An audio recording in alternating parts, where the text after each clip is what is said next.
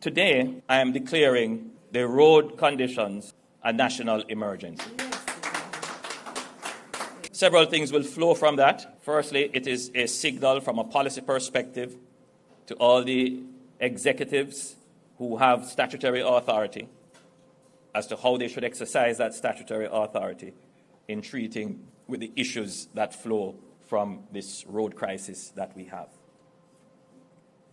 For those who are going to come out of the woodwork to criticize, the government has already allocated a significant sum of resource, $45 billion, that was entirely subject to the procurement legislation in the ordinary way. The government is now announcing a further $2 billion Jamaican dollars to be spent on our main road network for patching and reinstating the roads to drivable condition. This will be done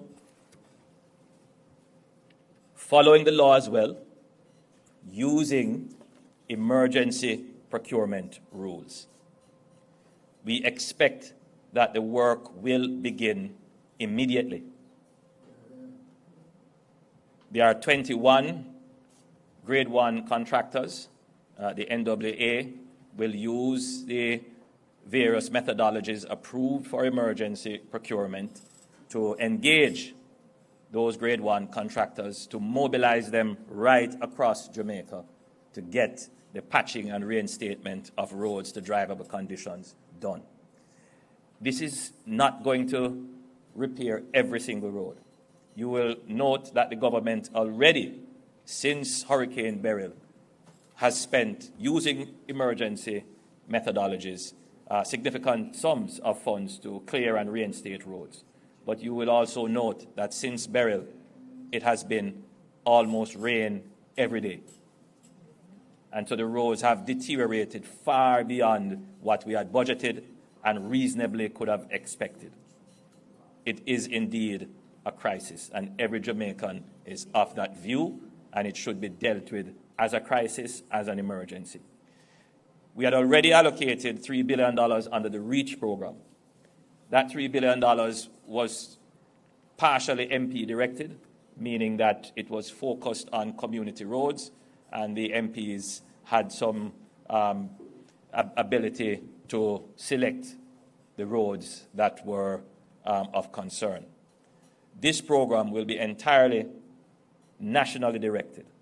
So the NWA will supply the Cabinet with the list of main roads, main thoroughfares that are severely affected, and we expect that we will use this $2 billion to reinstate that critical network. So it's high-volume traffic areas, critical connecting points, economically sensitive roads that we will give the initial focus on to ensure that, for example, areas that are now slowed up in traffic because cars have to be navigating potholes, and every 30 seconds you spend, additional 30 seconds you spend navigating a pothole, you multiply that by every car that has to navigate that pothole, which increases the waiting time for every citizen. So we're going to make this strategic, deliberate, and direct intervention to ensure that we don't lose any more productivity because of our road conditions. So